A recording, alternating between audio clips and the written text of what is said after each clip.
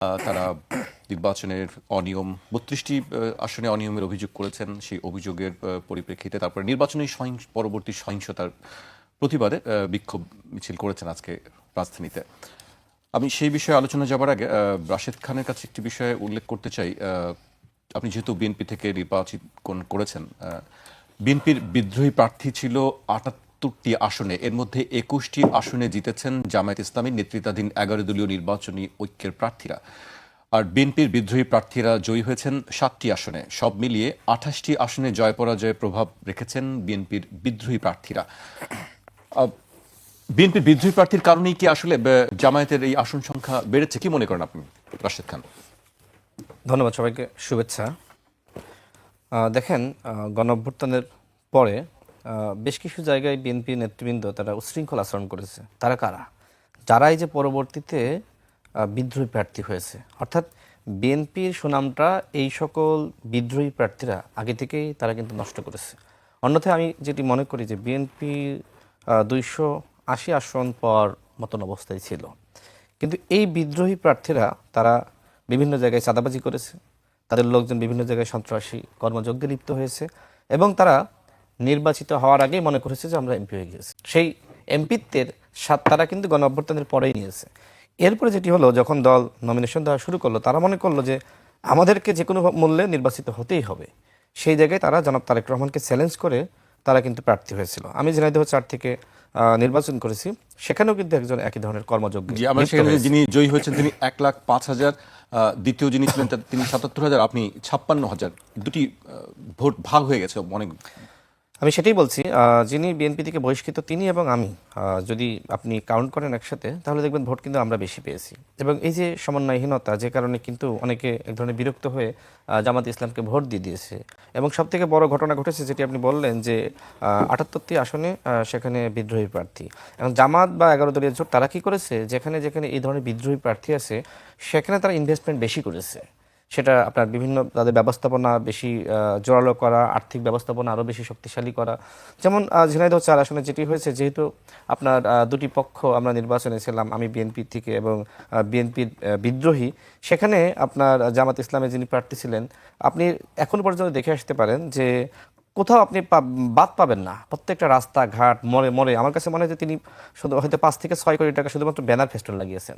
এবং ওই জান্নাতের টিকিটের কথা বলে না, তো অনেকে তো বলে, তো আমার কাছে মনে হয়েছে যে বাড়ি বাড়ি জান্নাতের টিকিটের নামে তারা অনেক বাড়িতে মহিলাদের কাছে বিশেষ করে জান্নাতের টিকিটের নামে মানে কাঁচা টাকা দিয়ে আসছে বা নোট দিয়ে আসছে। এ ধরনের ঘটনা ঘটেছে। অথচ তিনি যে পরিমাণ অর্থ তিনি আসলে খরচ করার কথা ছিল, হয়তো ২৫ থেকে আপনার ৩০ লাখ টাকা বা সর্বোচ্চ ৫০ লাখ টাকা কথার কথা, কিন্তু তিনি আপনার মানে আমার কাছে মনে হয় যে প্রায় ৫০ কোটি টাকা সেখানে ব্যয় করা হয়েছে। আপনি এলাকায় গিয়ে খোঁজ নিয়ে দেখেন, মানে শহরে মরে মরে। সেই অভিযোগগুলো কি করেছেন আপনাদের পক্ষ থেকে? এই অভিযোগগুলো আমি কোথায় করবো? এই অভিযোগগুলো করা যায় নির্বাচন কমিশনের কাছে? এমনকি দেখেন, নির্বাচনের আগের দিন রাতে, নির্বাচনের আগের দিন রাতে যেটি হয়েছে যে প্রত্যেকটা সেন্টারে জামাত ইসলামের ফেস্টুন মানে সর্বত্র লাগিয়ে দিয়েছে। মানে এমন একটা অবস্থা হয়েছে যে এই কেন্দ্র জামাতময়, জামাত ছাড়া আর কোনো কারোর আসলে ওই ফেস্টুন বা আপনার ব্যানার লাগানোর জায়গা রাখা হয়নি। আপনারটাও ছিল না? তার আগে গিয়ে সব দখল করে ফেলিয়েছে। মানে ওই যে জায়গাগুলোতে আসলে বিদ্রোহী প্রার্থী ছিল, সেখানে জামাত এই ধরনের মনোযোগটা বেশি দিয়েছে, অর্থ বেশি খরচ করেছে। এবং ওই যে জান্নাতের টিকিটের কথা যেটি বলা হয় না, তো জান্নাতের টিকিটের নামে আমাদের গ্রামগঞ্জের মহিলারা তো আসলে অতটা সচেতন না।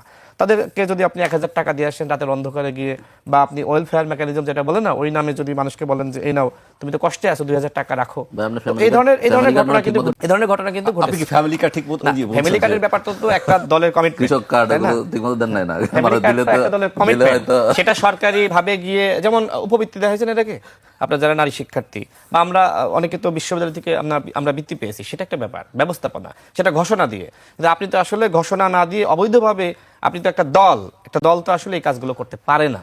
ওয়েলফেয়ার মেকানিজম ঠিক আছে, ভালো কথা, কিন্তু ওয়েলফেয়ার মেকানিজম একদিকে, অন্যদিকে ভোটনাথের টিকিটের নামে কাঁচা টাকা বা নোট, এটা তো ভাই আসলে মানা যায় না, এটা অগ্রহণযোগ্য। এবং এই ধরনের রাজনীতি আসলে বাংলাদেশে, ওই যে জামাত সবসময় সংস্কারের কথা বলে না, যে আমরা সংস্কার চাই, কি সংস্কার চাই? ফেস্টুনে আপনি পুরো শহর আপনি ভরে ফেলিয়েছেন, অন্যদের লাগানোর জায়গায় রাখেননি। আপনি ওই যে বললাম যে ৫ থেকে ৬ কোটি টাকা শুধুমাত্র ফেস্টুন লাগিয়েছে, তো এই টাকার উৎস কি? আমি যতটুকু তথ্য পেয়েছি এই টকশোতে বলতে চাই না, আসলে তারা অবৈধভাবে কেন বিভিন্ন বলতে জায়গা চান না? থেকে যদি টাকা আপনি নিয়েছে। অথেন্টিক আপনি ইনফরমেশন পান, ওই যে বললাম তাহলে তো অবৈধভাবে অবশ্যই বলা বিভিন্ন উচিত। জায়গা থেকে টাকা নিয়েছে এবং আমাকে হারানোর জন্য বিভিন্ন জায়গা থেকে ইনভেস্টমেন্ট করেছে, সেই টাকাগুলো গ্রহণ করেছে এবং যারা ইনভেস্টমেন্ট করেছে তারাই পরবর্তীতে বিভিন্ন জায়গায় বলেছে, তারা বলেছে যে রাশেদকে হারাইতে হবে এই জন্য আমি ইনভেস্টমেন্ট করেছি। আমার যারা শত্রুপক্ষ আছে তারা সেই কাজগুলো করেছে এবং তাদের কাছ থেকে জামাত ইসলামের প্রার্থী টাকা নিয়েছে।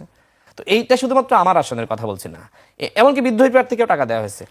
দেখেন মানে যার কাছ থেকে টাকা নিয়েছে একজন ব্যক্তি, একজন ব্যবসায়ী, তিনি ওই বিএনপির বিদ্রোহী প্রার্থীকে টাকা দিয়েছেন, অন্যদিকে জামাত ইসলামের প্রার্থীকে টাকা দিয়েছেন। মানে যেই জিতুক না কেন তার কোনো সমস্যা নাই, কথা হলো রাশেদকে হারাইতে হবে। এই ধরনের ঘটনা ঝিনাইদহ 4 আসনে ঘটেছে এবং এটা মানে তারা তো ইসলামিক রাজনীতি করে। আমি ইসলামিক রাজনীতিকে কখনোই আমি খারাপ বলি না, করতেই পারে, গণতান্ত্রিক রাষ্ট্রে করতেই পারে, কিন্তু একজন মানে কালো টাকা একজনের কাছ থেকে নিয়ে নির্বাচনে জেতা, জান্নাতের টিকিটের নামে বাড়ি বাড়ি গিয়ে কাঁচা টাকা বিতরণ করা, এইটা তো ভাই আসলে কোনো গ্রহণযোগ্য রাজনীতি, সংস্কারের রাজনীতি হতে পারে না।